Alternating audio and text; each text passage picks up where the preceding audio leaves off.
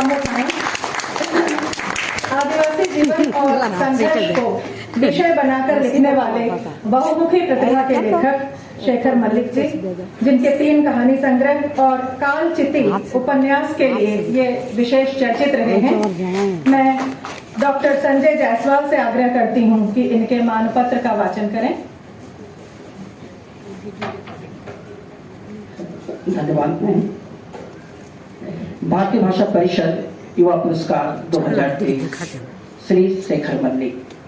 हिंदी में आदिवासी जीवन और संघर्ष को विषय बनाकर लिखने वाले बहुमुखी प्रतिभा के लेखकों में श्री शेखर मल्लिक का अपना विशिष्ट स्थान है। इनके 3 कहानी संग्रह काफी चर्चित हुए हैं और एक उपन्यास कालचिति है जो काफी सराहा गया है। इनकी कृतियां समाज के वंचित और आदिवासी लोगों के जीवन यथार्थों को न केवल गहरी संवेदनशीलता के साथ बल्कि कलात्मक ढंग से उकेरती हैं। श्री शेखर मल्लिक की रचनाएं झारखंड की आदिवासी स्त्रियों को नायकत्व प्रदान करते हुए उनके स्वाभिमान और अधिकार बोध का अनोखा दस्तावेज बन जाती हैं। वे स्थानीय और सार्वभौम को जोड़े रखने वाले हिंदी के अत्यंत तेजस्वी युवा कथाकार हैं। विरल प्रतिभा के धनी श्री शेखर मल्लिक को युवा पुरस्कार से अलंकृत करते हुए भारतीय भाषा परिषद गौरव का बोध करती है।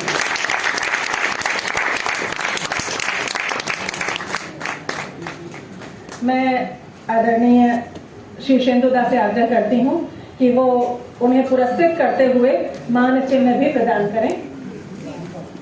उनका सम्मान करते हुए पुष्प स्तवक, अंगवस्त्र, मान राशि और मान चिन्ह प्रदान करें।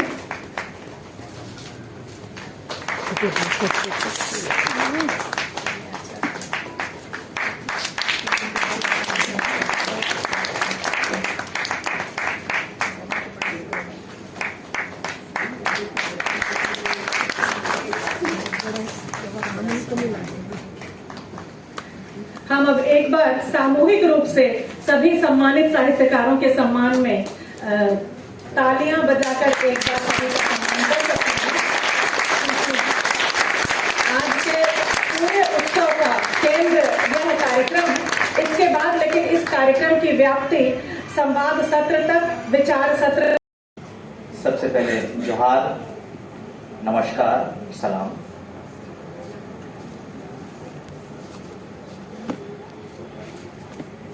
आदरणीय कुसुम खेमानी जी अभी चली गई हैं, लेकिन डॉक्टर शंभुगुप्त जी, चंद्र निर्माणे जी, प्रतिभा राय जी, मधु कांकरिया जी, मेरे साथ युवा रचनाकार साथी और तमाम लोग, आदरणीय मंच और सामने बैठे साथियों, सबसे पहले तो मुझे बहुत खुशी हो रही है कि हमारे बीच युवा साथी भी मौजूद हैं और इतनी देर तक मौजूद हैं। हालांकि कुछ जा चुके हैं, लेकिन फिर भी ये काफी, चूंकि हमें युवा पुरस्कार से सम्मानित किया गया, इसके लिए भारतीय भाषा परिषद का बहुत बहुत धन्यवाद, आभार। और युवा पुरस्कार से पुरस्कृत होने के बाद युवाओं से संबोधित होना मुझे निजी तौर पर बहुत अच्छा लगता और लग रहा है। साथियों, मैं घाटशिला से आता हूं। छोटी सी जगह है, लेकिन वो साहित्यिक और सांस्कृतिक रूप से बड़ी इसलिए है कि वहां विभूति भूषण बंदोपाध्याय का घर गौरीकुंज है और साथियों, मेरी मातृभाषा हिंदी नहीं है, उड़िया है। मैं हिंदी में लिखता हूं और इससे भी मुझे जो बहुत सुखद और आनंदित करने वाला जो एहसास मुझे हुआ जब इसकी घोषणा हुई, तमाम सारी बातों के साथ कि वागड़ पत्रिका में छपता रहा हूं, शंभुगुप्त जी का लगातार प्रोत्साहन बना रहता है, सुशील कांत जी लगातार संवाद बनाए रखते हैं और बड़ी बात मुझे ये लगी कि मैं वहीं लौट रहा हूं जो मेरी जन्मभूमि है, यानी बंगाल। मैं बंगाल में पैदा हुआ और पला बड़ा मैं तब बिहार था, अब झारखंड है और हिंदी में लिखता हूं। यानी कई सारी भाषाओं के संगम पर हूं और जिनके बीच रहता हूं वो संथाल परगना है, सिंहभूम है। यानी मैं जो मूल जनजातियों के बीच में रहता हूं, वहां काम करता हूं, वहां से अपनी दृष्टि हासिल करता हूं। तो कुल जमा ये बातें थी जो मेरे मन में मैं कहना चाह रहा था। जब मुझे भारतीय भाषा परिषद की तरफ से ये प्रस्ताव या पत्र मिला कि किस विषय पर मैं अपनी बात रखना चाहूंगा, तो मैंने कहा कि रचना दृष्टि पर रखूंगा। और उसके साथ लगा हुआ ये पत्र था कि हम अपने वर्तमान समसामयिक समाज और दुनिया के बारे में क्या सोचते हैं बतौर एक लेखक, एक रचनाकार, हमारी क्या समझ है, हम क्या बोलना चाह रहे हैं।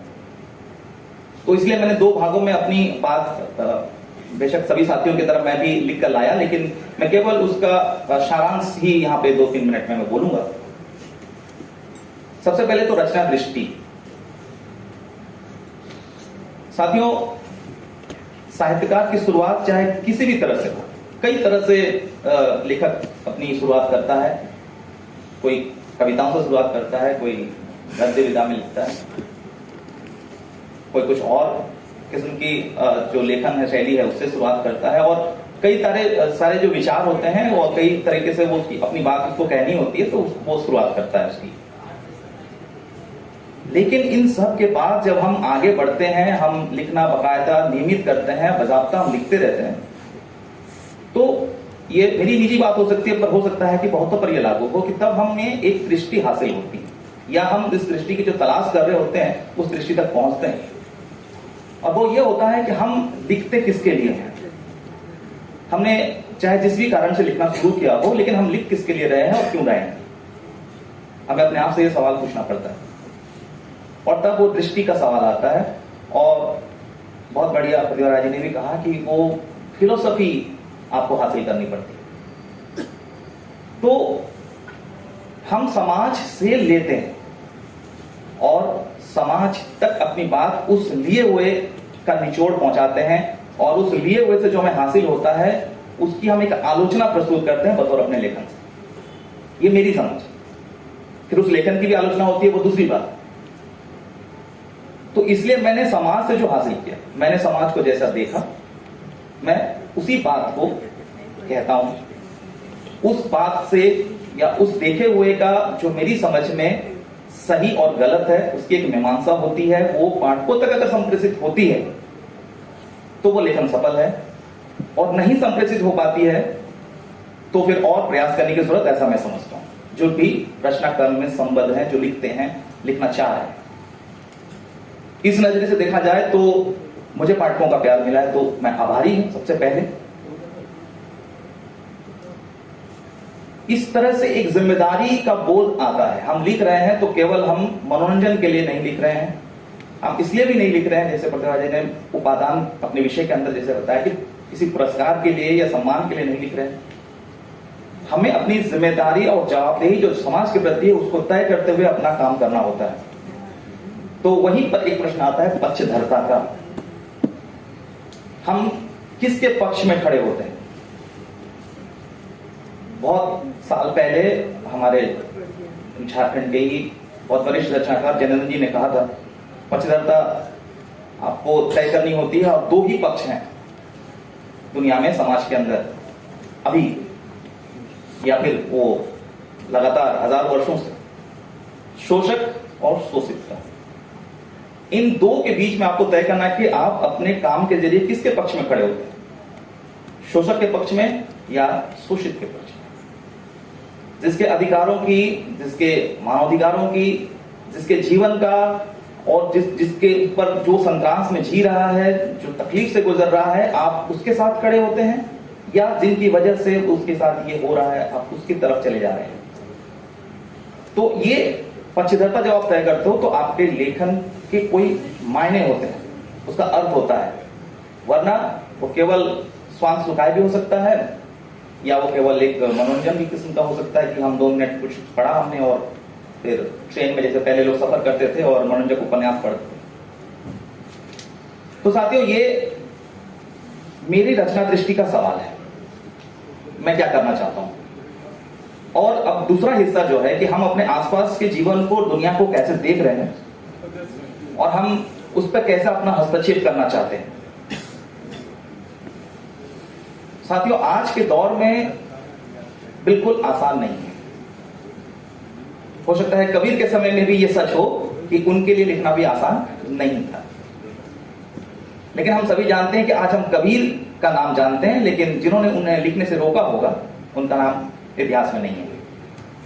कहने का अर्थ यह हुआ कि हमें हमेशा प्रतिकूलताओं के बीच में रचना, अगर वो ईमानदारी से आप प्रस्तुत कर रहे होते हैं तो आप हमेशा एक सतत प्रतिपक्ष होते हैं सत्ताओं के खिलाफ, संस्थाओं के खिलाफ, और जो व्यवस्थाएं हैं, जो मैंने पहले कहा कि दो हिस्सा है, शोषक का और शोषित का।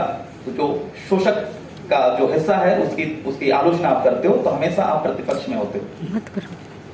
तो इसलिए ये हम आज का वक्त अगर हम देखें, दुनिया के अंदर हम देखें, अभी हमने देखा कि हम यूरोप के अंदर में भी और भारतीय उपमहाद्वीप के दूसरे जो हमारे पड़ोसी देश है वहां पर भी बहुत जबरदस्त जो है हमने देखा कि नागरिक असंतोष है। हमारी नजर बतौर एक लेखक रचनाकार दुनिया में अपने आसपास से लेकर के दुनिया तक तो होनी ही चाहिए। हम देख रहे हैं कि फिलहाल बोलना बहुत आसान नहीं है, लिखना नहीं है। आप ये तय किया जा रहा है कि आप क्या लिखोगे, आप कैसे लिखोगे, आप क्या बोलोगे, कहां बोलोगे। कुल मिलाकर यह है कि जब अभिव्यक्ति पर इतने सारे अंकुश हैं और खौफ है, उस वक्त हमने देखा कि हालिया वर्षों में किस तरह से एक लेखक को उसको अपनी मृत्यु की घोषणा करनी पड़ी बतौर एक लेखक। हम आज इस मंच पर जब खड़े होते हैं भारतीय भाषा परिषद की मंच पे, तो हम देखते हैं कि पूरा भारत, विभिन्न भाषाओं के साथी रचनाकार यहाँ, वरिष्ठ रचनाकार यहाँ मौजूद एक साथ। ये एक रंगी नहीं है, बहुरंगी है, और ये बहुरंगी जो है वो भारत या हमारे देश की विशेषता है, हमेशा खासियत रही है। इसको क्या आप नहीं समझते कि इस पर खतरा है? बेशक। तो इसलिए आज हमारा दायित्व दुनिया, देश के अंदर जो पूंजी के माध्यम से, जो आक्रामक रूप से जो सत्ताएं नियंत्रित करना चाहती है, सच को बोलने से रोकना चाहती है, हम देखते हैं कि तमाम जो शोषित वर्ग है, मजदूर, किसान, तमाम मेहनतकश लोग सारे परेशान हैं। तो हमें उनके पक्ष में खड़ा होना है, लिखना है। और ये कोई मैं नया काम नहीं कर रहा हूं, क्योंकि हम मेरे से पहले बहुत वरिष्ठ हमारे पुरखे यही करके गए, हमें उसी कड़ी में जुड़ना है। तो इसमें हमारी रचनात्मक ईमानदारी का सवाल आता है, जिसको कि बगैर किसी भी पुरस्कार की कोई अहमियत तब नहीं रह जाएगी अगर मैं अपने प्रति ईमानदार नहीं हूं, अपने लेखन के प्रति नहीं हूं। तो इसलिए साथियों, आज ये भी हम देख रहे हैं कि तमाम जो असंतोष है, तमाम जो लड़ाइयां हैं, आज जिस भी धरातल पर लड़ी जा रही हो, आज मजदूर किसान सड़क पर हैं, युवा जो है वो विरोध दर्ज कर रहे हैं, यूनिवर्सिटीज में अनरेस्ट है। तो बतौर लेखक हम कैसा लिखेंगे, क्या लिखेंगे? बहुत अच्छी बात थोड़ी देर पहले कही गई कि मधु जी ने कही कि हम इतनी बड़ी लड़ाई को अकेले दम पे तो नहीं लड़ सकते, लेकिन लड़ाई में अपना हिस्सा हम जरूर तय कर सकते हैं।